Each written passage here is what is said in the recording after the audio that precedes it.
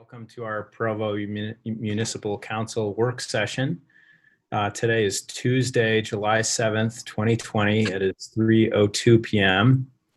And I'd like to read a statement regarding our policy about virtual meetings. This meeting will be conducted entirely via electronic means on July 6th, 2020, in accordance with Utah Code 52-4-2074. I determined that conducting meetings of the Municipal Council with an anchor location, such as the Municipal Council chamber, presents a substantial risk to the health and safety of those who may be present there. These are the facts upon which I have made this determination. Utah has been in a declared state of emergency due to novel coronavirus disease 2019, COVID-19, since March 6th, 2020, a disease outbreak which the World Health Organization has characterized as a pandemic.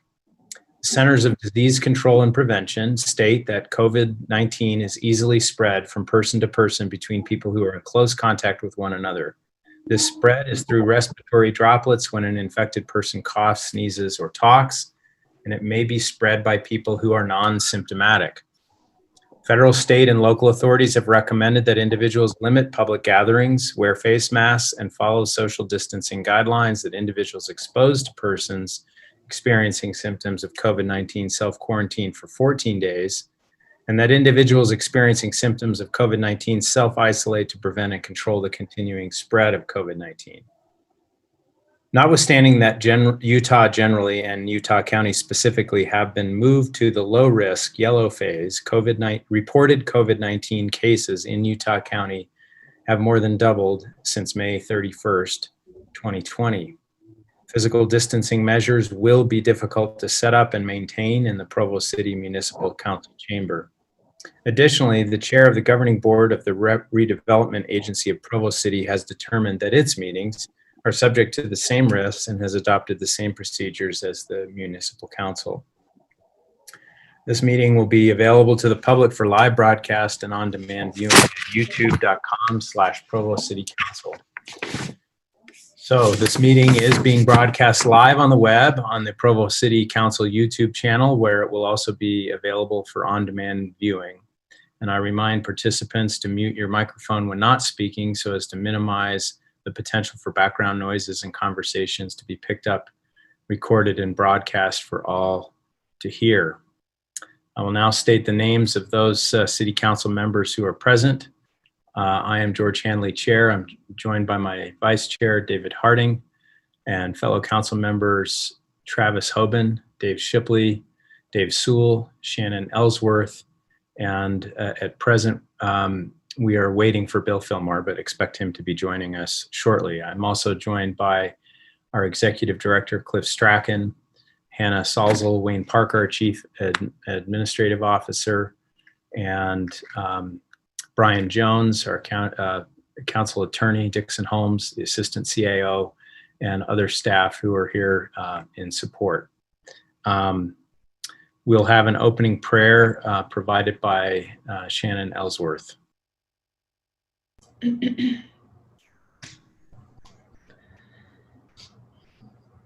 Our dear kind Father in heaven, we are grateful for this opportunity to learn together and to serve together and to listen to the concerns of citizens together. We appreciate this beautiful nation that we live in and the opportunities that we have here, and we're grateful for this wonderful city. We're grateful for the firefighters and the police officers who consistently protect our city and us, and we pray for them and their families. Please bless our city with peace. Please bless us with peace and help us to make the best decisions that will represent everyone in our community. And we say this in the name of Jesus Christ. Amen. Thank you, Ms. Ellsworth. Much appreciated. So it is proposed we approve the following minutes from February 9th, 2020 work meeting and February 18th, 2020 work meeting. Are there any objections or requested changes to these minutes? Okay, seeing no objection, I declare the minutes approved by unanimous consent. Now, although this is a public meeting, only the presenters and those invited by the chair may speak or ask questions unless otherwise invited by the chair. So please use the raise hand function to indicate you would like to speak and wait to speak until called on by the council chair. Thank you. So we'll begin with item number 1, which is a discussion regarding proposed amendments from the sign committee to Provo City Code regarding electronic sign hold times and permitted locations. And this will be presented by Hannah Salzel, our policy analyst, and we have 30 minutes for this item. Can everyone see the screen that I'm sharing? Yes. Good. All right, so the sign committee has continued to discuss electronic signs. That's been the focus for the last year or so. Those who were serving on the council last year might remember that the council or the committee has come to the council with 2 proposals so far. The first was just cleaning up the list of zones where electronic signs were prohibited. And the other was cleaning up the table to better reflect the size of signs that buildings can have. The majority of the focus for the last several months has been hold times and locations. For new counselors and other viewers, the hold time is simply how long a single image stays on the screen before it flips to a new image. Provo has already banned animated signs, so there's no motion, and signs must transition. I believe it's within 3 seconds, so no fades or fancy graphics like that, just the static image for the hold time.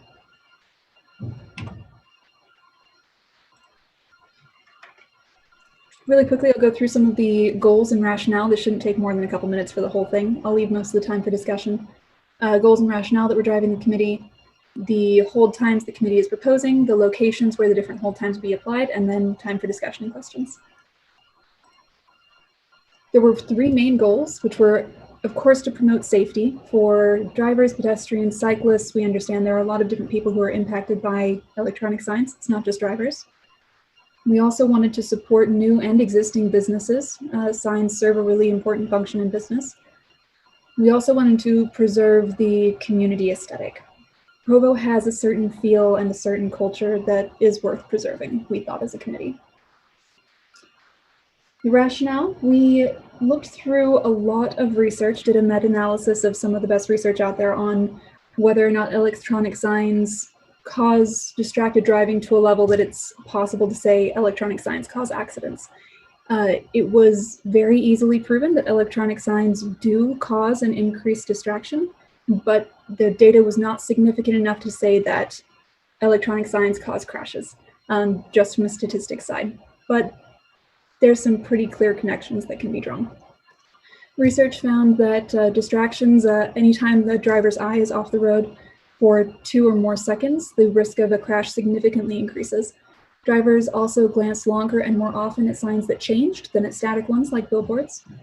Seeing the transition of an image, especially with an electronic sign, drew glances that were on average longer than 2 seconds, which increased that risk of crash. Longer hold times minimize peripheral visual distractions for drivers because the transition isn't happening as quickly if the single image stays on there longer. Business parks, we also found often have one sign that's shared by several businesses. That was a complaint we heard as we met with a business park owner, where they had over a dozen businesses trying to fit on one sign. Signs also play a critical role for place finding as well as advertising for businesses. So making sure that, especially in these business parks where multiple businesses are sharing a sign, the place finding is really difficult because if your message changes once an hour or so, it's difficult to know that you're driving past a given store if theirs doesn't happen to be the one up in the hour that you're driving past. So some of the conclusions we drew from that were that drivers should hopefully see as few transitions as possible while driving down a given block to minimize that distraction again from the transitions, and that hold times should be long enough so that they don't create that additional distraction, but they also need to be short enough so that the sign is still useful to businesses, especially when those signs are shared by multiple businesses and will want to change more frequently. A quick point that just needs to be cleared up just as far as terminology, churn and hold times. Our current city code refers to high churn and low churn. High churn means the image is changing more often, so it has a shorter hold time. Low churn, the image is changing less often, so it's the opposite of the hold time. Low churn has a long image hold time. The current and proposed hold times are shown in this table. Provo already is sort of divided into 3 areas, which this proposal would continue to work with. There would be the high churn or the short hold time. Currently that's 8 seconds, which seems to be the standard in other cities around us and is also the state average, so that's what you'll find on freeways or state requirement. The committee would propose lengthening that to 1 minute with the caveat that if the business is in an S3 or the sign is in an S3 zone and represents 20 or more tenants, then the sign could change every 15 seconds. The low churn or long hold, currently we allow them to change 3 times per day with no regulation on, not like it has to be every 8 hours or anything like that, just 3 times per day. The committee proposes changing that to letting them transition their sign once every hour. Areas where signs are not permitted, we would not have any changes to the hold time. Obviously, there is none. Digital signs are not currently permitted in residential zones or predominantly residential zones. That was one of the code cleanups the committee came back and clarified. Also, signs along the highway, as I noted, are regulated by the state and will have an 8-second hold time. So whatever the committee proposes isn't going to affect those. Currently, the short hold time signs are permitted everywhere. This is the 3 times per day transition, everywhere except the zones listed here, mostly agriculture and residential. Long hold time are permitted in certain zones along 9 little designated sections of street, which will be identified in a map that I'll show later. We're mostly keeping those. Changes to the proposed locations, we still would not permit digital signs in predominantly residential zones.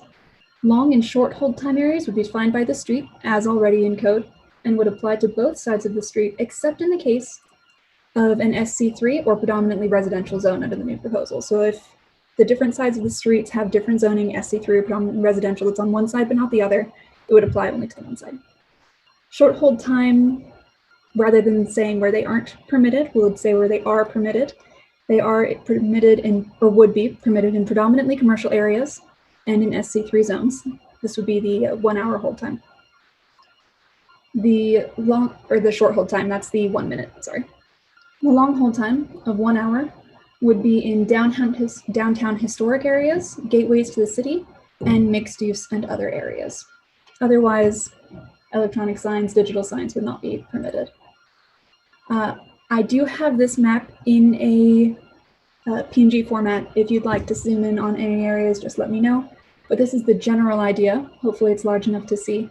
The teal are where we currently permit high churn signs. That's 8 seconds in our current code.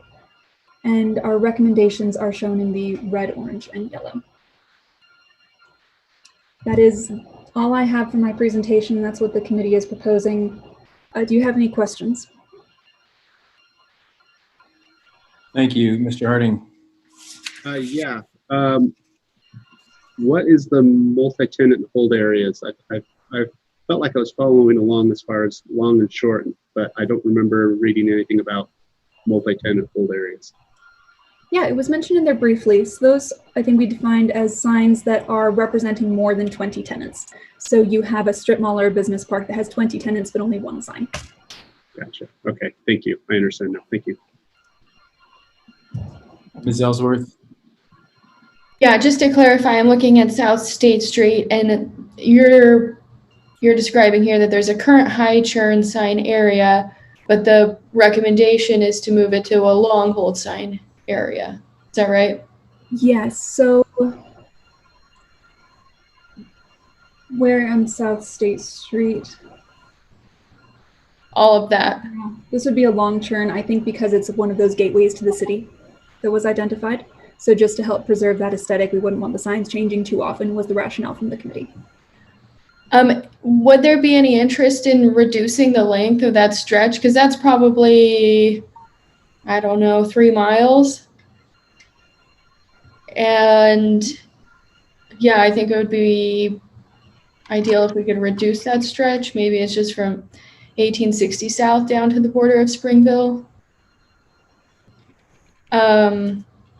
Another question or concern I have is that in Orem on the freeway, there's a big LED sign, and it looks like it's 50 yards or less from a 3 or 4 story apartment complex.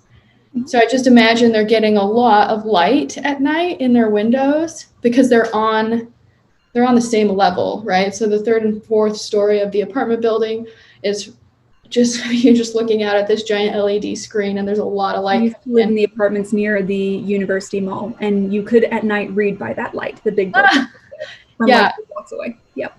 So I'm wondering if we could create some kind of buffer, especially in mixed use areas where there is residential, to keep that away from residences. Buffer zones is something the committee's discussed, and they are fairly common. They're not standard by any means, but they're fairly common in the other cities we looked at. If that's something the council's interested in, the committee could absolutely look at that again. Yeah, I think we just have to be cognizant of some of these areas that are mixed use. So much of what's currently commercial in our city is going to mixed use and at least 50% residential, right? So like the mix, and maybe one day the mall, even the Riverwoods. So I really hope that we can kind of pare it back and anticipate the residential that in many cases has already been approved.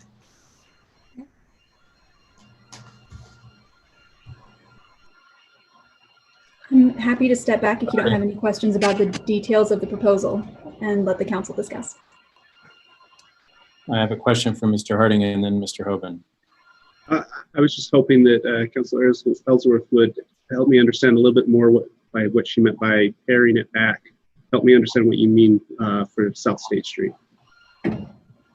Well, on South State Street, this is a really long stretch. It's like 3 miles of current high churn sign areas. And there's going to be a lot of residential north of 1860. It's being built right now. And I don't feel like LED signs and billboards are really attractive in our city. It's a personal bias I have. So I just don't know why we have this huge stretch, bigger than any other stretch, right there on South State Street. If I'm looking at west side of Center Street, I don't know what that is, maybe a 1/4 mile that they're recommending for a long hold sign area.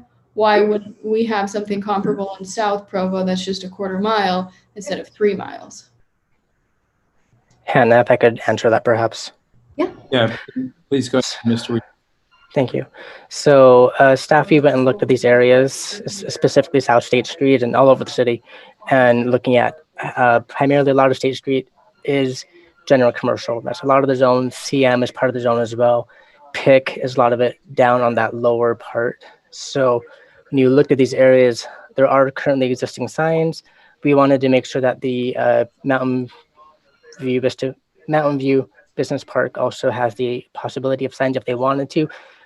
And then adding in the portion West Center Street was to allow with that future development that aligns with the West Side plan as we see commercial coming in. So it primarily just keeping the signs in where we have commercial already in place by the general plan. Again, you would not be allowed to have the high turn signs in a residential development, which would be a lot of the South State Street on the west side of the street. Yeah, my concern is that everything north of 1860 is going to be residential. And it just doesn't make for a friendly sort of environment to be walking in and among big billboards and having them next to your townhome. This doesn't improve the livability of that area, and the livability of that area is already really poor. So yeah, I'd prefer that we could constrain it to south of 1860 and not approve them north of 1860. And that's still a really long stretch, right? It looks like It is a long stretch, but there are not that many parcels when you look at it individually. It's compared to north of 1860. You could probably count them on 2 hands. That's okay with me. So then that would obviously put in that there would not be, then there wouldn't be that many signs because of the amount of parcels as compared to north of 1860. Perfect. Would you still like the committee to consider shortening it, or does that answer? I think it should be shortened. I don't think that those signs should be permitted north of 1860. I've made a note and we'll discuss it at the next committee meeting. Thank you. Mr. Hoban. Yeah, I was gonna address kind of that concept overall of mixed use. So that is one of the reasons we went with the low churn, or sorry, the long hold, low churn in those areas, was because they are mixed use. But one of the challenges, and some of the feedback we got from businesses, or say the Riverwoods, for example, that's a mixed use area. One of the reasons it's desirable for people to live there is because of the businesses that are there. You can even have like a live, work, play type feel to some of those areas, like the Riverwoods. And the businesses are viable. An important part of them being viable is being able to compete with, say, Orem. So, when we went to Riverwoods and said, hey, what about lengthening the time that, you'd have to, or I guess reducing your churn. And one of the things that they say is, well, we have to keep up with the Orem. Just down the road, there are signs, there are businesses that can advertise. So that's one of the challenges, is you have to weigh business viability with quality of life and safety. And if we were to tell, those businesses along that stretch, sorry, you can't have any signs at all, it makes them less competitive in a sense. And also it makes it for a less desirable area for businesses to even be there, which is, like in certain areas is part of the reason people want to live in that area. So I don't know, I get where you're coming from, that it's not a very good, not ideally, it's not ideal to have those signs there, but in places where, people buy those sort of homes or live in those sort of apartments, a lot of them understand that it's coming with things like that, like LED signs and such. I don't think anybody moves into the area, University Place or whatever, and doesn't expect that they're going to have some noise from the lights, so to speak. Just something to consider. I don't know how you really weigh that, and we tried to be cognizant of that, but ultimately, it's important for our businesses to thrive and be competitive with other businesses in areas like Springville or Orem. So we wanted to ensure that they could still have those signs in certain areas. I see the raised hands. Just quickly, since you mentioned competing with Orem, it is worth noting that as far as sign policy goes, Orem is one of the most permissive and open cities that we looked at, directly on our border. I hadn't noticed. Funny quirk. Yeah, Mr. Stool's hand up is next. Well, I think Councillor Hoban covered most of what I wanted to say, but I just did want to sort of add as well that we feel like going from short to long hold time in these areas that have a lot of residential along State Street there is a big improvement from the current situation. Hold time of 1 hour would make it so that residents or travelers through the area would see very few message changes. So we think that does substantially improve the aesthetic there. And we've tried to stay away from a situation that would ban an electronic sign altogether for a business, because we want the ordinance to be defensible. And so up to this point, the only areas that are currently banned for electronic signs are predominantly residential zones. So that was kind of the balancing act that we're trying to do there. Thank you, Mr. Harding. Thank you. Good discussion so far. I believe this is the first time I've seen this map.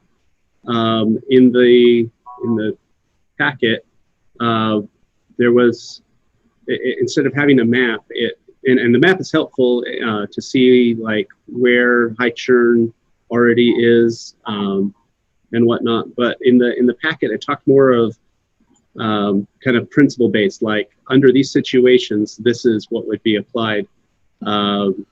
Where this map, just kind of so. My understanding, and correct me if I'm misunderstanding, but we really what would be driving is not a map like this is allowed here, this is not allowed here, but kind of these principle based things, and those are what drove this map.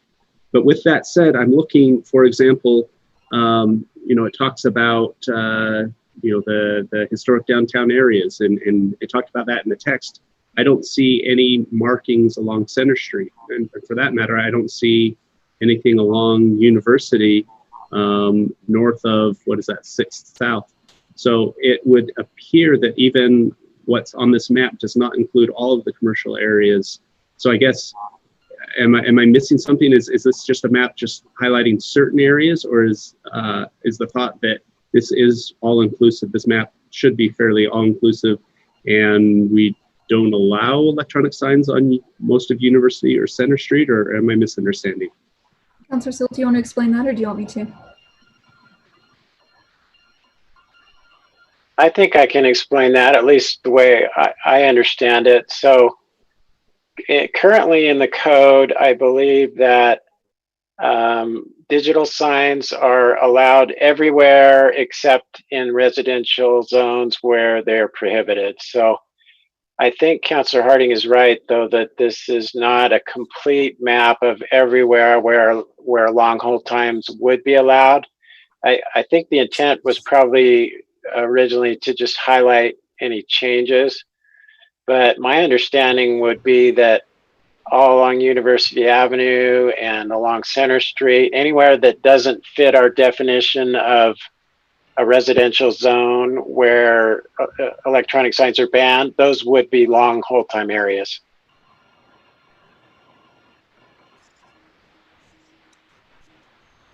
Ms. Ellsworth. Yeah, I'm still concerned about this stretch of South State Street. I understand what Mr. Hogan was saying about being business friendly, which I really respect, but that area has more homes than it does businesses. There's a lot of residences there and not a lot of businesses. And when I've talked to developers about building businesses on South State Street, they say, oh, market studies indicate we shouldn't put businesses there. So to me, we are exacerbating the issue of South State Street, especially north of 1860 and south of the cemetery, where we are permitting a very unlivable neighborhood. It's not safe. People live next to the state highway, which has 60 miles per hour speeds. It's not quiet. They live next door to a railroad track. And now we're saying, yeah, go ahead and put up LED billboards. It's not easy to walk to school for kids. They have to walk up State Street and cross State Street to get to Provost Elementary. And there's no grocery store anywhere in this part of town. Most folks here go to Springville. It's not a livable place, and we're making it worse. So my hope is that we really respect what the residences in this area would want and consider livable, and not put up LED signs next to their homes. Mr. Weaver has his hand up. Go ahead, Mr. Weaver. Thank you. So staff, the sign committee had discussion about Center Street specifically, and as staff looked at the area, we felt it would be best to not have electronic signs within the historic core to preserve what is within our current downtown, not introduce something new to it. Yes, it is commercial, yes, but you'd expect that within the downtown. We already have a pretty robust sign ordinance for our downtown area from different types of signs that they can already have within downtown. And again, that's somewhat similar to University Avenue with not allowing a new type of use within the area. Additionally, the design corridor standards for North University Avenue and parts of University Avenue, I don't believe it includes electronic signage. But we did see it best to include it from about 600 South and then going south towards 1860 just to for that area of university. But however, we didn't necessarily feel it was best to introduce it to new areas of the city and again preserve our historic downtown as is, if that it provides any clarification. Thank you, Mr. Sewell. Do you, I don't know if that was from earlier. Do you have your hand up? Yes. Okay. Go ahead. So two things. It sounds like we do need to go back to the committee for a little bit of clarification here, because I think there are certain aspects of this that we're saying different things on. So I'd like to do that. The other point of clarification that I just wanted to offer was the distinction between off-premise and on-premise signs.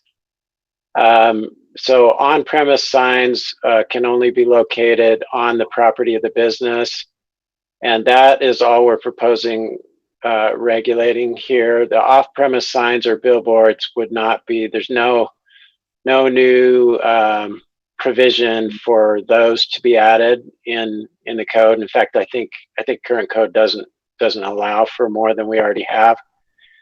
So I did want to mention that. We're happy to look at this again. I think on the north end of State Street, probably a lot of those areas probably would be banned according to our current definition of residential zones, but we can double check that and make this a little more detailed as to what area this would actually cover. Okay, thank you. Mr. Jones? I just wanted to clarify, and maybe Javin can, I want to make sure that I understand the State Street issue. Is that it appears to me, going back to Councilor Harding's question about what this map really shows, and the fact that it was only intended to show changes, that the blue on State Street indicates that all along that corridor right now, electronic signs are allowed and that they can be high churn, or in other words, short hold times. So that's not being proposed by the new ordinance. That's what the situation is right now. And above the blue line, my understanding is that they would also be allowed, that they would currently be long hold times. And what's being proposed is that the entire corridor be changed to be long hold times. That's correct. All right. But we're actually running out of time. Any last comments or suggestions for the committee? Hopefully that gives the committee some things to see. I do have a hand up from Mr. Harding. Go ahead. You're muted. Sorry, thank you. I thought I clicked on that. I just wanted to commend the committee. I think that they've done some great work here, and this is substantially better than the last one that we saw. Hopefully we can continue to make some improvements or whatever, but I just wanted to thank them for their work on this. Yeah, I would echo that. I know especially Mr. Sewell's had this issue on his shoulders for quite some time, so I'm sure it feels good to be making progress. So thank you for all your hard work, and we'll look forward to returning to this item. All right, so we'll now turn to item number 2, which is a discussion regarding Provo City's permitting process for demonstrations and protests. And we're grateful for the administration in responding to our request to have this discussion on somewhat short notice. And we're going to have, I think, Wayne Parker, you're going to make a brief presentation. I am, Mr. Chairman. Thank you. Thank you, council members. We appreciate the opportunity to visit with you today about what the ordinance calls public assemblies and how we go about permitting those. I'm joined today by Brian Jones and Camille Williams from the City Legal Office, who have been involved in the most recent update a couple of years ago to the city ordinance and the administrative practice of how we do these. Mayor Kafusi is also with us, and I believe Chief Yep, I see Chief Ferguson and Isaac there with them as well. And so, so among us, we'll hopefully be able to answer the key questions you have. I'd like to share just briefly what's currently on the books in terms of city ordinance as well as our administrative policies. So John, if I can get you to go to the PDF that is chapter 6.20 of the city code, and I'll just hit a few highlights there if you can share your screen with us.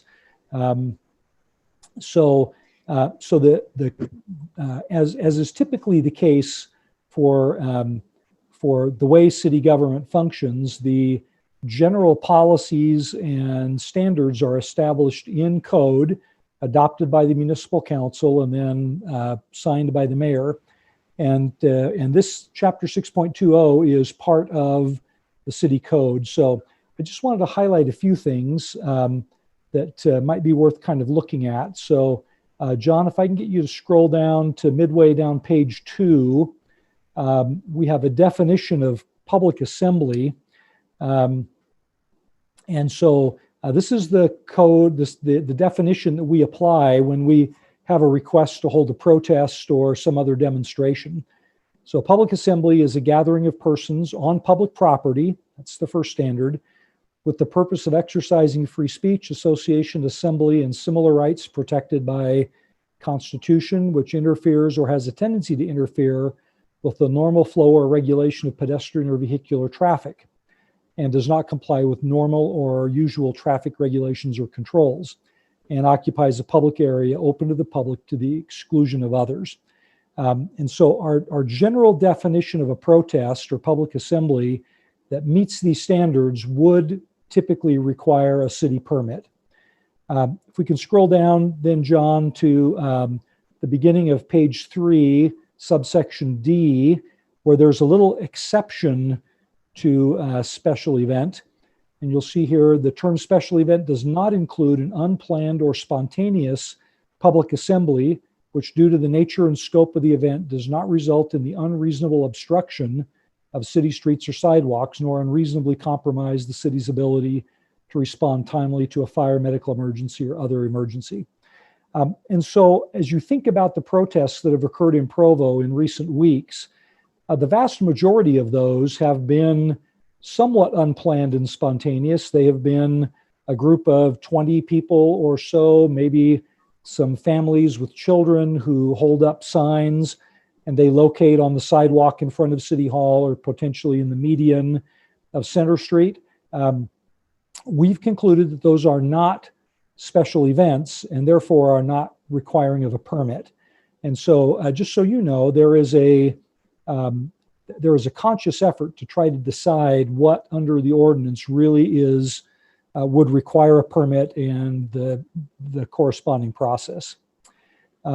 So John, if we can now go down to, let's see, page 4, down in 6.20.040, sub 2, this really talks about who gets involved in issuing the permit.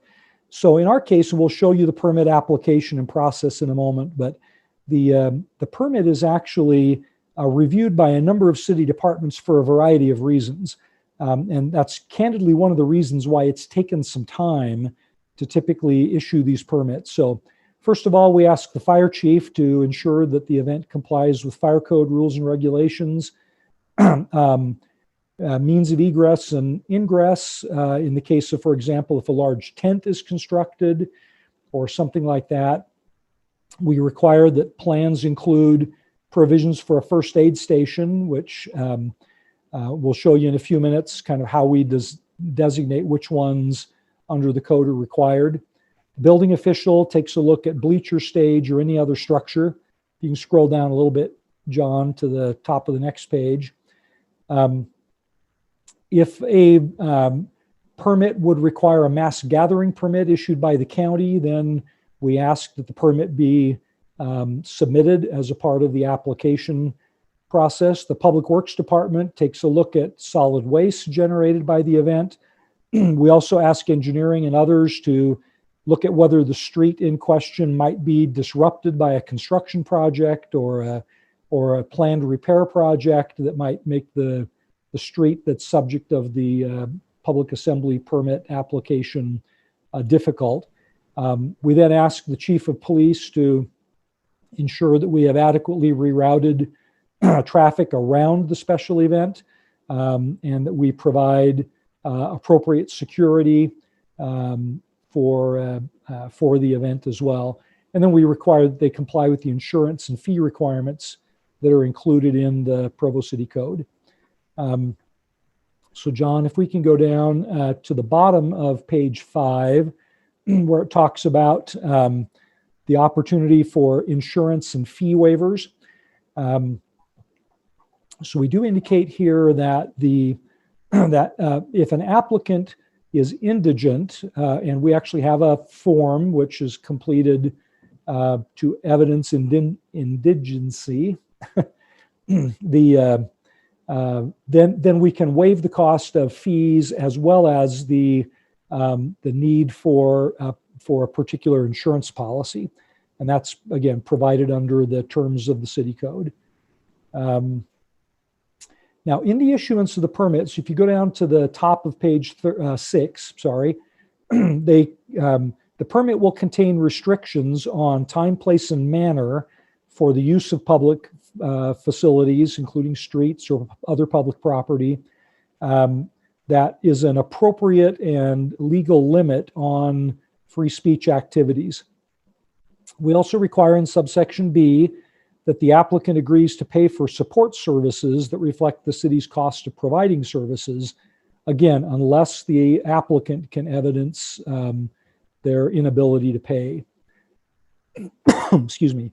In subsection 7, just below that, the applicant agrees to abide by all federal, state, and local laws, including noise provisions and other things. It sets specific limits in terms of the time involved. And then if we can slip down to the middle of page 8, John, we, in subsection 5, we require that if the application requires or requests the use of city services, the applicant will reimburse the city for all charges applicable for such services, and those are included in the permit. And so we try to define those so that it's clear for the city and the applicant exactly what services will be subject to repayment. And then if you go down to the middle of the next page, sub 11 and 12, John, it says the city will also be entitled to recover from the special event applicant any costs incurred by the city attributable to unlawful conduct of the applicant, and any fees originally waived by the city in case there is a circumstance where there has been unlawful conduct, and then we can essentially sue to recover those fees that are associated with that. And then in 13B, just below that, John, it gives the city a time frame. Typically for most special events, we require a 45-day response by the city to an application. And again, in most of these cases, we're talking about large-scale events like the Freedom Festival, a marathon, a concert on the street, the farmer's market, those kinds of things that are subject to special events. But we have a specific exemption that the city will provide that review within 5 business days from the receipt of a completed permit application for a planned public assembly that's intended to respond to current events and which depends for its value on a timely response. And so we do provide already in the code an expedited process in the case of public assembly events, much like we have seen in the last several weeks in and throughout downtown Provo. So that's just a quick summary. Let me see if I had anything else to highlight. The rest of it is, just sort of general language. There's some specific standards around how the city will enforce the code and giving the mayor the authorization to create administrative regulation. So John, if you can next go to the special event permit application form. Thank you. So again, I'll just maybe talk about this quickly while we scroll through. So the event application is fairly lengthy. We give some general policies and instructions. Section A of the permit, if you can scroll down a couple of pages to that process, we show the fees, talk about police services and security details. If there's a special parks use or trail use fee, that's in addition to the $50 application review fee. And if you can, again, scroll down a little bit, John, to the beginning of the application process. So again, we talk about insurance requirements, the review process. We go through an initial questionnaire and have applicants check what kind of application they're applying for and what's included. So it helps us determine the fees and also calculate who needs to review and give approval among the various city departments. And then scroll down again a bit, John, to where the actual application starts. And by the way, this is all online and can be submitted online in addition to submitting a hard copy.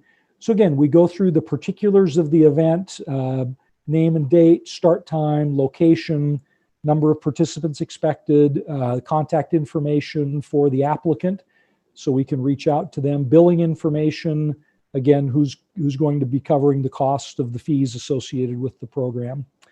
And then again, if you scroll a bit further, John, again, we have some key questions that tell an applicant what sections they'll be required to complete. And so typically for a protest, it would be sections A, B, and G, where we're actually talking about use of city facilities. And so if you can scroll down again just a little bit, the application forms then get into some more details. So section A is related to a public assembly that's on city property, whether that's a street or a park or some other facility. Talk about, again, available parking, whether there'll be funds collected and how will they be used, and so on.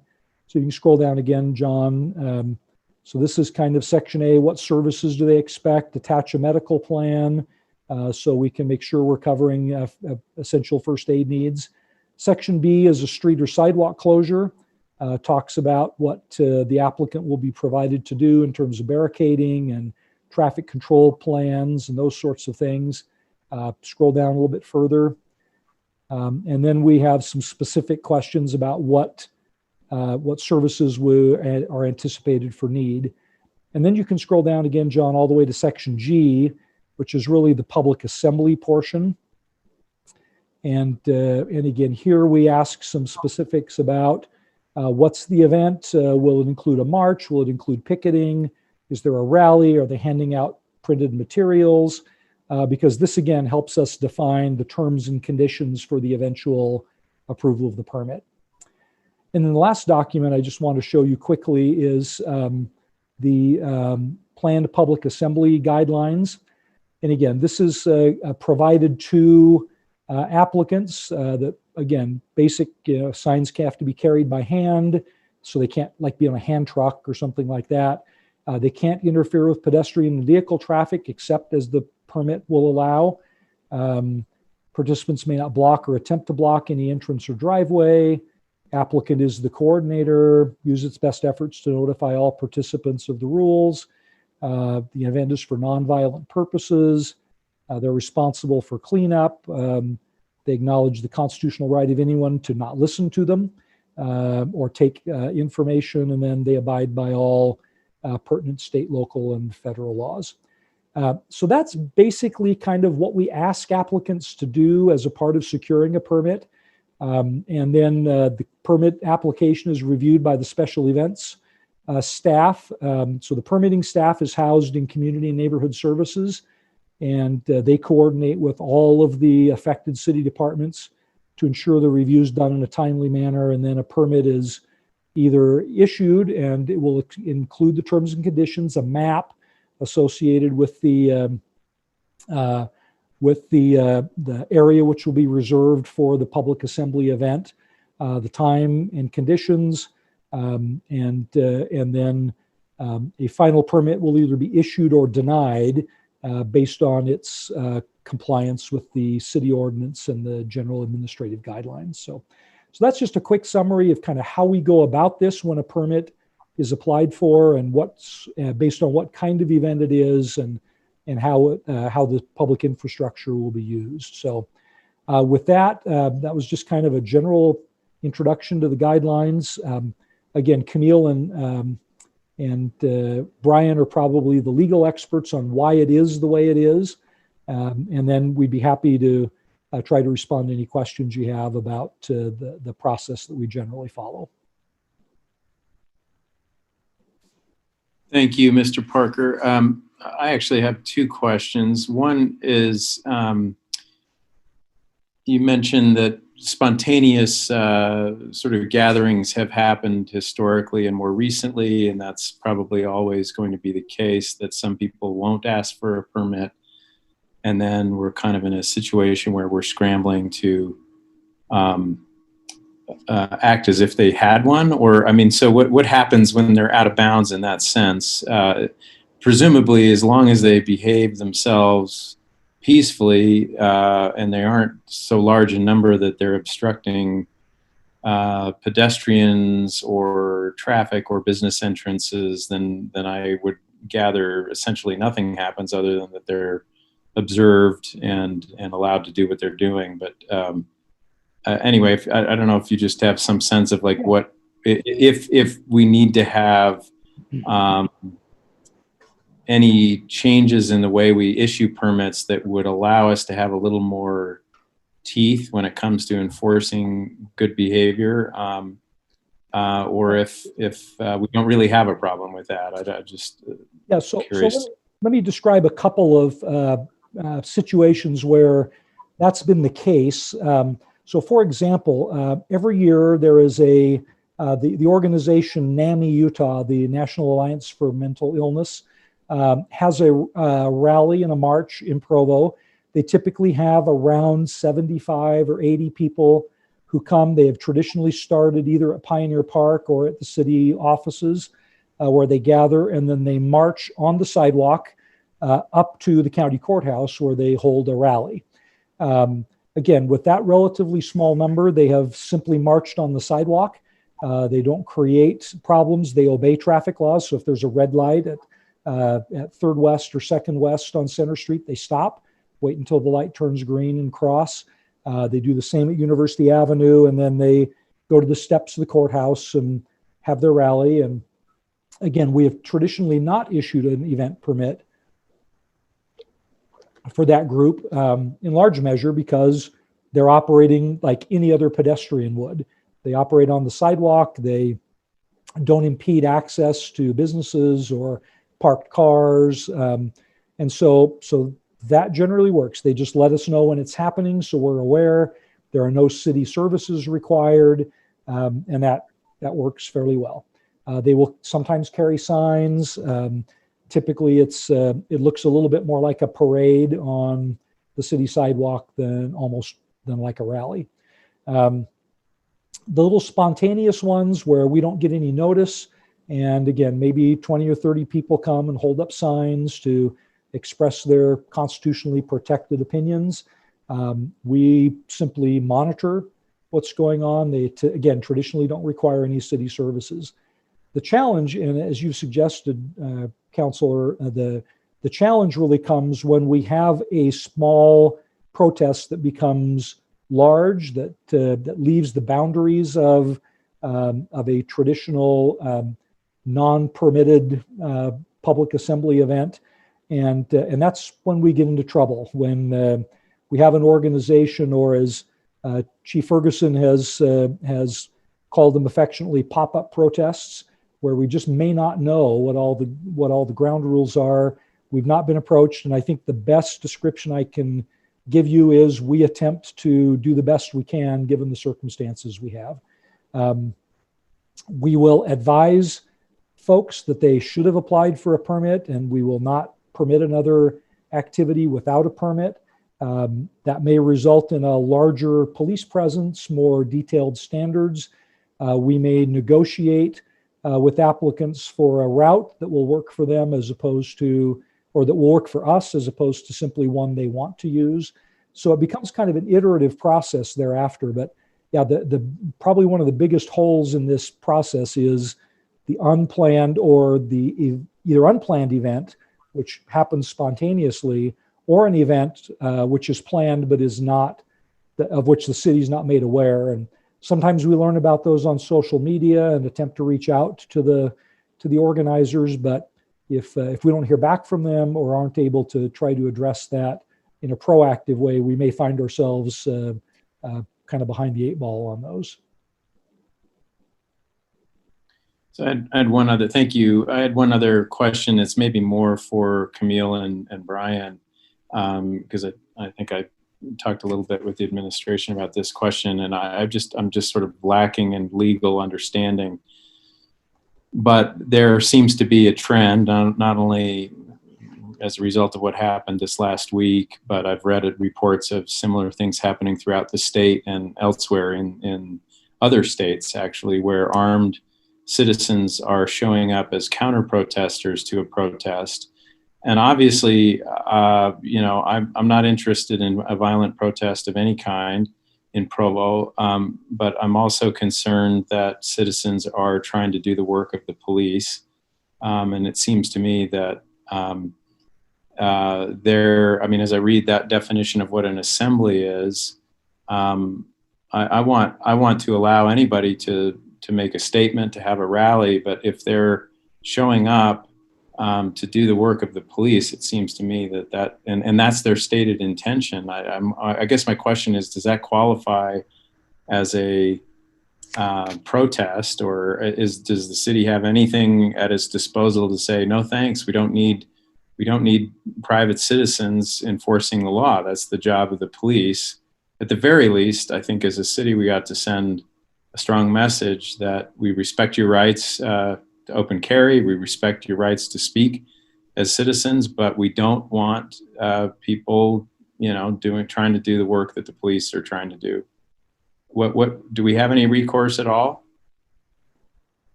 Councilman Handley, this is Camille Williams. Yes. As you noted, Utah is an open carry state. I believe with our last gathering of protesters and the counter demonstration, there was no violence, was my understanding, and that both likely would have been considered to be spontaneous demonstrations. I don't know what communications the police may have had with the group of those who were open carrying, so I would leave that to them to talk about what their relationship with those counter demonstrators were. There are some efforts by entities such as Washington, D.C. to try to encourage more explicitly the cooperation of groups who are having spontaneous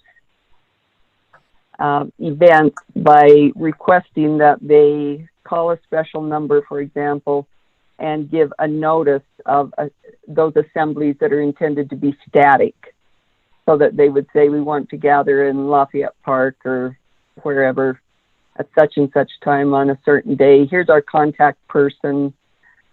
This is the person we want you to communicate with if you have important things like that's already reserved for someone else. So we need to shift you slightly in the park so that everyone who wants to be there on that day can be there.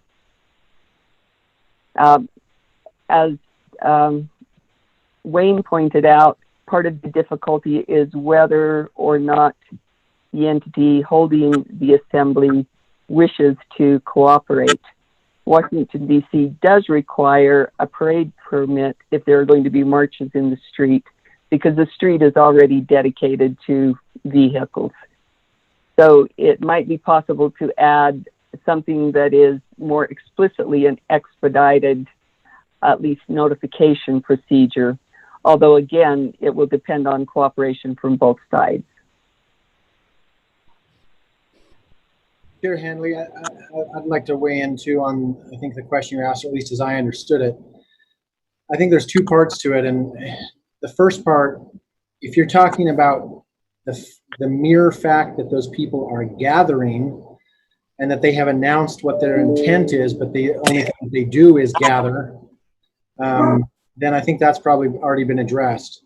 If your question goes beyond that and you're talking about if the individuals who have gathered with that stated intent then actually do something, for example, lay hands on another protester or use a weapon or something like that, then traditional criminal and legal principles would apply, meaning that if they don't qualify for statutory defenses or defense of property or others, then they could be guilty of an assault or assault with a deadly weapon or attempted murder, or, I mean, there's any number of laws that would apply to actions that they take beyond merely being assembled, but not simply to the fact that they have assembled.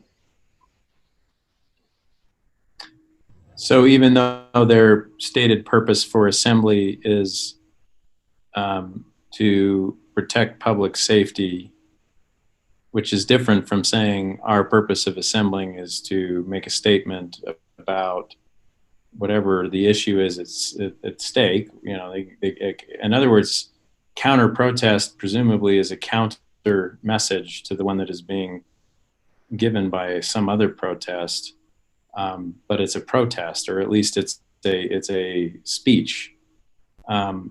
But if their intention is merely to do the work of the police, I guess the obvious answer is there's nothing we can do. I just don't know. I'm uncomfortable with no matter what side of an issue people are on, that people feel that the public safety is in such peril that they have to take it into their own hands. I think that's a decline in civilization if we're getting to that point. And I think the points you raise about, for lack of a better term, vigilantism or other things as an action are very well founded and are significant concerns. But I think the other response to your question is that until they actually take an action, all they have done is speak. So therefore, all they have done is engage in speech. Okay. Other questions for the administration? We're almost out of time. Ms. Ellsworth. Yeah, my question is, if someone in some way misbehaves or there's a bad actor, would that organization again get another permit, or do we have some recourse to not to deny them a permit in the future? Well, let me address part of that, and then I guess we'll turn to the legal folks to tell us what we could and couldn't do in that regard. One of the difficulties we've been experiencing in the last several weeks is sort of the combination of a negotiated permitted event with the pop-up protest, and that is you may have one or two organizations that approach us and say, we'd like to come do an event in Provo. We work through the process with them, try to expedite a process to get them at a place that will work for them and for us, that works for public safety and tries to minimize the impact on the rest of the community. And they may say, we intend to bring 35 people, or we intend to bring, 25 people. And they put the message out on social media, we're doing a rally or a march in Provo. And all of a sudden that number is now 125. And there are, and it becomes a little difficult for us, particularly when an organizer comes and says, I don't know who all these other people are, but they're not part of my group. And then it's a question of, well, who is responsible when other, hangers-on want to come and participate in the protest? And whom do we hold accountable for that? So it's been a little tricky to try to figure that one out. We've had some events where there have been bad actors, and the organizers say, well, that wasn't us, and we don't know who those people are, and we don't know why they're here. And so then it becomes the issue of trying to go after the folks who were bad actors and take appropriate actions against them. But it becomes a little difficult for us to say, well, that was the simple fact that you had a protest and your people were operating safely, it makes it a little more difficult to argue about, withholding a permit the next time. Okay. And then I just have another quick question. How is this affecting businesses? For most of these protests happen downtown, and is there some way to alleviate impacts on them, or to kind of redirect protests in a different part of the city so that it's not consistently falling on these business owners? What do you know the situation for business owners? Yeah, we've talked to several of them. This might be a better question for Quinn Peterson and the Downtown Provo Inc. team, but I can tell you part of our concern. Well, let me say first of all, for protesters, the process and the appearance are extremely important to them, and so particularly given a lot of the protests are around police reform locally and nationally, they typically want to start or end at the police headquarters, which puts us at 3rd West and Center Street. The county courthouse is a very visible location. The county historically has been pretty magnanimous about allowing the use of their grounds for these kinds of events. And so the pathway between the police station and the county courthouse and back tends to be the singular location where if people want to march, that's where they want to march. We've talked about other locations. There are not really clear paths. First 100 North would probably be an acceptable path, but you are going to if you don't go down University Avenue, you're going to hit a little bit of a residential area through that area. 2nd South is clearly a residential area, trying to move through that area, part of the central part of the city.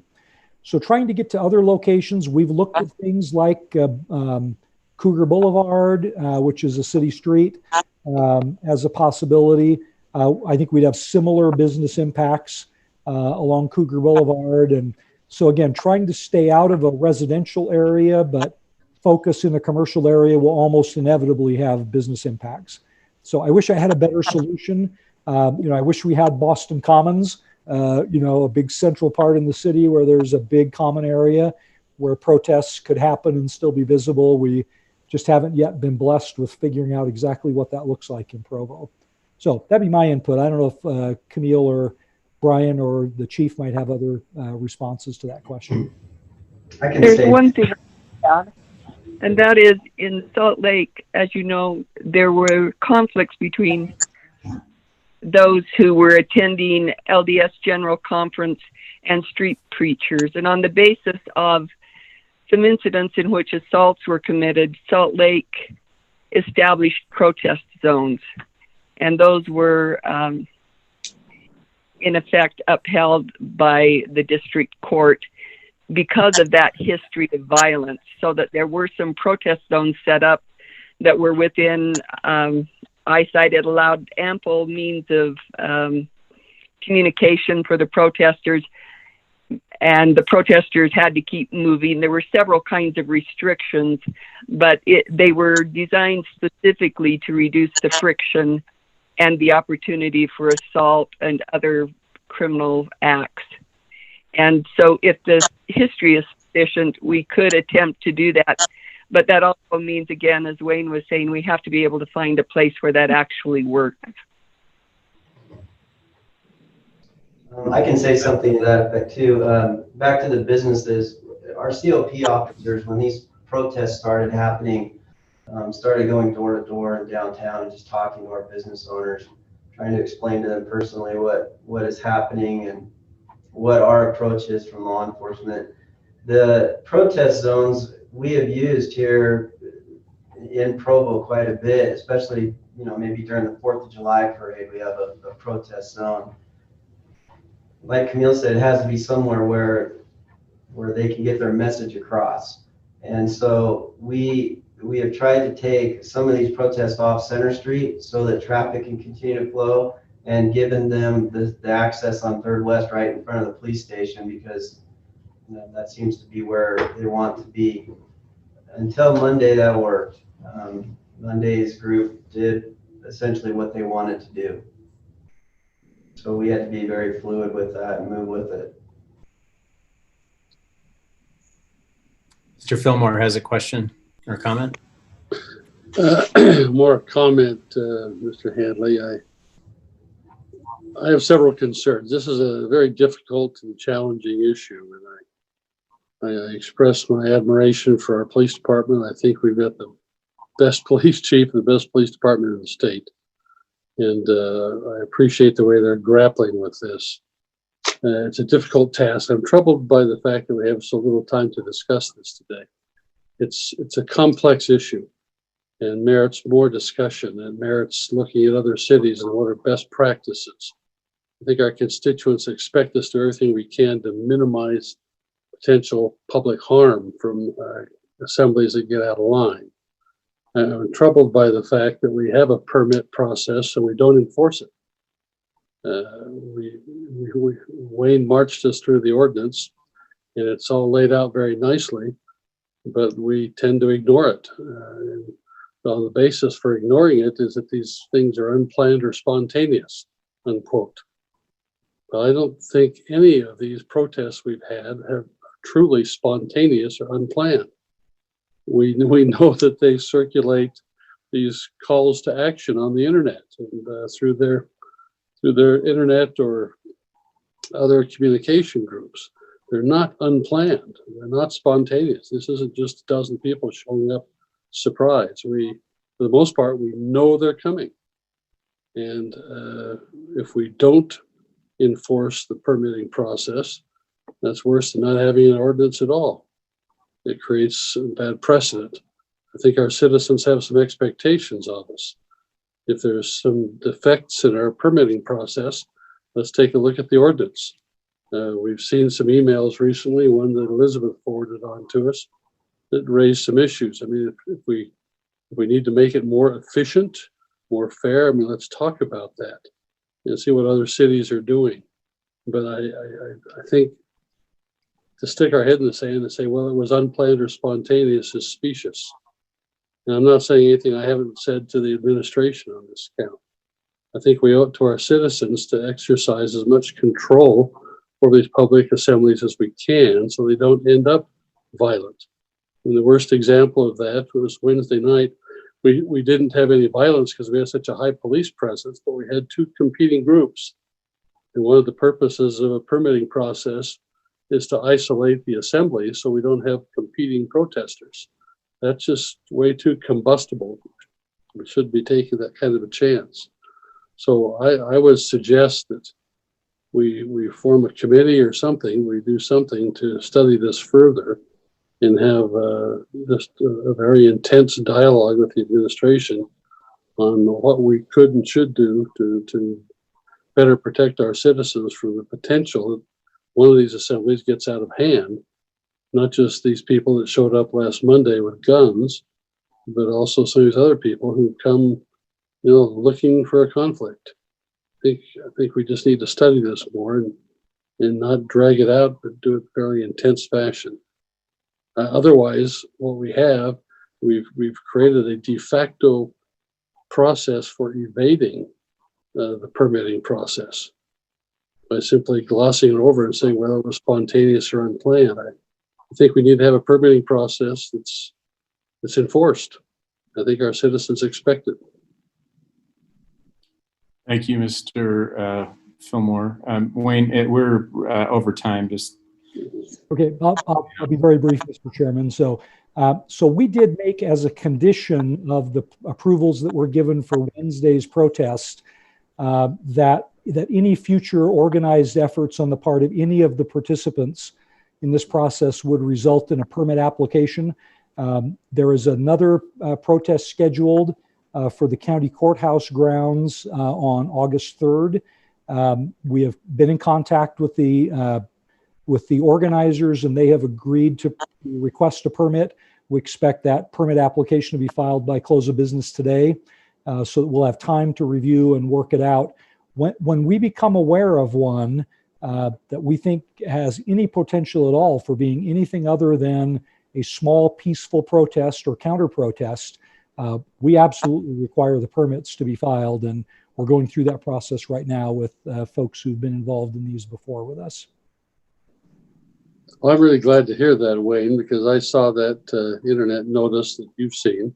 Yes. This group on August 3rd, and if I'm not mistaken, their slogan was basically "Come help us take down Provo," or take over Provo. And this is a group that has a very bad reputation nationally. And we need to make sure we just don't talk to them, but we actually require a permit. Yep, we are.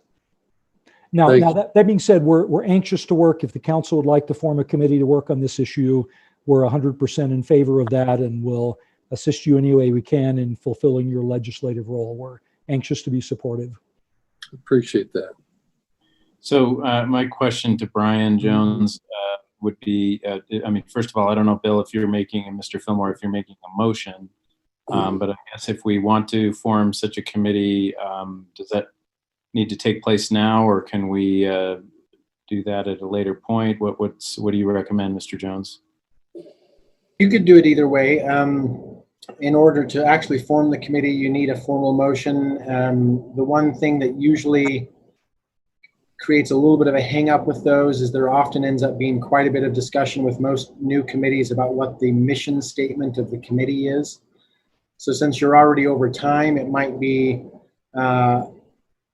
what might be a little bit more efficient is if there was simply a motion for staff to work on a proposed mission statement, and then to come back at a future work session to actually approve that mission statement and approve who the members of the committee are. Or alternatively, you could just, leadership could just take Mr. Fillmore's suggestion and discuss whether to put on a future work session meeting, further discussion of that item. Okay. I'd take it a step further, Mr. Chairman. I'd make a motion that we establish a committee. I'd volunteer to be part of that. And I would want to engage Brian in the legal office to start looking at best practice alternatives to what we're doing. I think what we're doing, we've been fortunate and it's worked fairly well, and take my hat off to the police. I just want to make sure we're not ignoring some policies or procedures that would improve things even more and eliminate the risk of some of the things we've seen on TV at night. Ms. Ellsworth. Yeah, I'm just curious if we need a subcommittee, or if we could just, the chair maybe, ask Mr. Fillmore to take the assignment to be the council's liaison for the next 6 months on investigating our permit process and finding best practices and making recommendations. I feel like time is of the essence, and yeah. I don't know that we really need a subcommittee for such a short project. Well, I personally don't see why a subcommittee necessarily has to be any slower than a single person. I mean, if it's one or two other people, it still can be quite streamlined, in my view. Mr. Sewell? I'd like to second the motion and also point out that a subcommittee can have one council member on it. So I think we can open it up, and if another counselor or two wants to participate, that's great. But even if it's only one, I'm comfortable with moving ahead with Mr. Fillmore as that council member on the committee.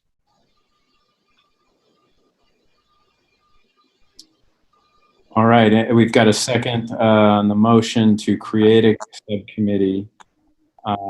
We do not yet have the specifics about that membership of the committee, correct? Well, I know Bill Fillmore has volunteered himself. I don't know if there are other counselors that would be interested in being on that subcommittee. Do we have any interest or a time, I guess, is more the question for people? I would be happy to with Mr. Fillmore in that effort. We also will need a mission statement for that committee as well. Okay. So clearly what we're looking for is a sense of what is it you want to accomplish as the committee. You can always come back and report that back. Well, it would have to do with a review of our permitting process and ordinance and recommendations for changes. And I would ask that, I don't know if this is what it's done typically, but George and I would be glad to have Brian serve on the committee with us, or at least be our obvious legal advisor. Oh, I'm happy to attend the committee meetings under our council rules. The actual voting members of a subcommittee are just council members. Oh, good point. But any staff that you want to assist, I'm sure happy to do so, and including me and probably Camille as well if we need her expertise. That'd be great. All right, do we have any further discussion of the motion? Maybe I still am a little, is the motion specifically to create the committee, but with independent of who's on it, and to create a mission statement? Or are we propose? So far, Mr. Fillmore and I have expressed interest. Mr. Sewell.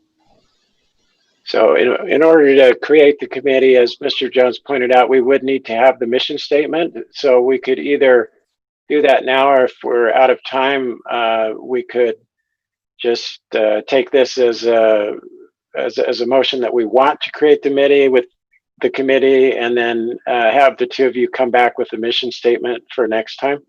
Why don't we just do it right now? Let's not wait any further. Okay. So I'll amend the motion. We're well over time is the problem. yeah, what I wrote down based on Bill's earlier answer is to review the permitting process for public gatherings. And I think that's short enough that we can move forward. I think it also allows some breadth to the ability to look at the entire ordinance. Very good. And we amend the ordinance to include Mr. Handley and myself and any other counselors that wish to join later on.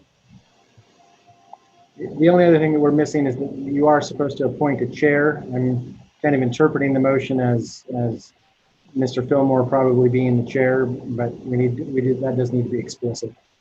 Is that okay with you, George? Absolutely. Okay. So do we have any further discussion? I'll call for a vote on the motion then. I'll vote first. Yes. Mr. Was that me? The audio cut out. I'm in favor, yes. Ms. Ellsworth?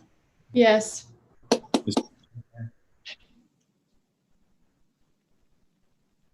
I couldn't hear. Who was next? Sorry. Mr. Fillmore is what I heard. Oh, yeah, Fillmore's a yes. Didn't hear that. Mr. Hoban? Yes. Mr. Sewell? Yes. And Mr. Shipley? Yes. Okay, thank you all. All right, we'll move on to our last item here. This is a discussion. This is number 3, a discussion regarding rezoning all R25, R3, R4 properties to low density residential, medium density residential, or high density residential, and the removal of R25, R3, R4, R5, and campus high density zones from city code. And this will be presented by Mr. Javin Weaver. And let me just, before you start, Mr. Weaver, we are supposed to be finished right now. We do have a request for a closed session, but are we okay with time, Mr. Strachan? Yes, I believe we can manage. Right now, put us about 10 minutes late starting the other meeting, the closed session when we get there. All right, go ahead, Mr. Weaver. Thank you. Thank you. So we currently have 71 zones in the city that allow for residential use. 38 of those are pro zones. Staff has identified zones within the city that have strong similarities with each other. Within that, we've identified different parcels within the city that are currently zoned R2.5, R3, R4. That could potentially be rezoned to currently existing properties within Provo City. This would be for currently existing properties that are already constructed. This was started back in 2011 when the city was looking at adopting some of these zones, and the phase 2 of looking at trying to complete what was started then on transitioning some of the zones from an R2.5, et cetera, to LDR, MDR, HDR zones. Happy to answer any questions. That was a really quick presentation.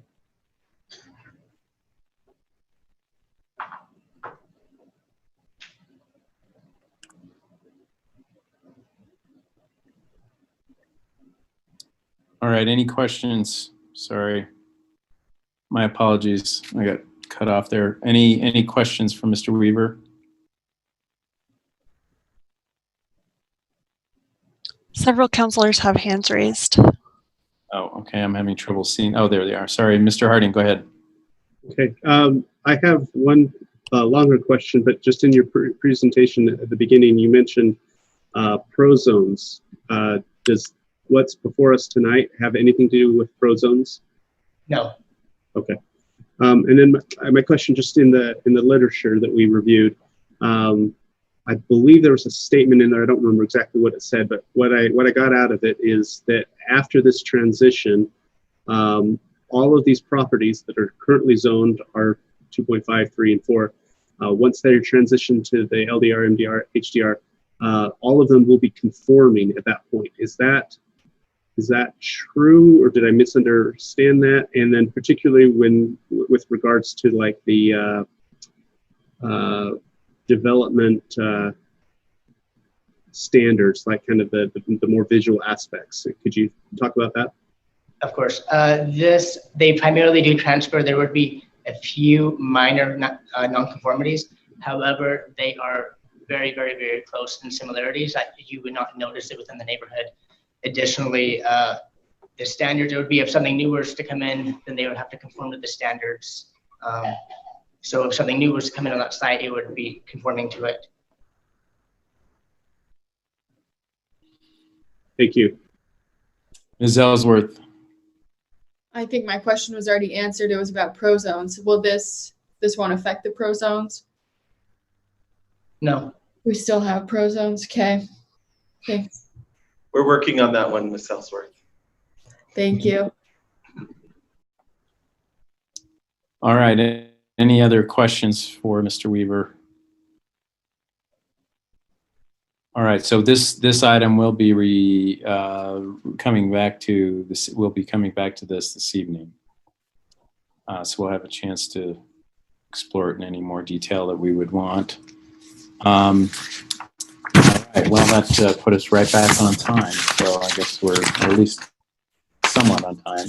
A closed session has been requested. There are several appointments to boards or commissions to be considered tonight. And Utah Section 52-4-204 allows closed meetings for specified reasons, including the discussion of the character, professional competence, or physical or mental health of an individual. So we will, I'm terribly sorry, I've lost the language on this. So do I call for a motion? Yes, that would be the appropriate next step. So I would call for a motion to close this meeting and to have a closed session. So moved. Do I have a second? Second. All right. Who was that who seconded that? Mr. Shipley? I will second that. Okay, so Mr. Harding made the motion and Mr. Shipley seconded. And I need to go through per person, so I'll start. I vote yes. Mr. Harding? Yes. Mr. Hoban? Yes. Ms. Ellsworth? Yes. Councilor Shipley? Yes. Mr. Sewell? Yes. Mr. Fillmore? Let's see, Mr. Fillmore, you seem to be muted. Yeah, sorry. All right. Okay, so we will reconvene at 5:30. for our public evening meeting, and we'll go to the closed session. When are we going to start the closed session, Mr. Strachan? My suggestion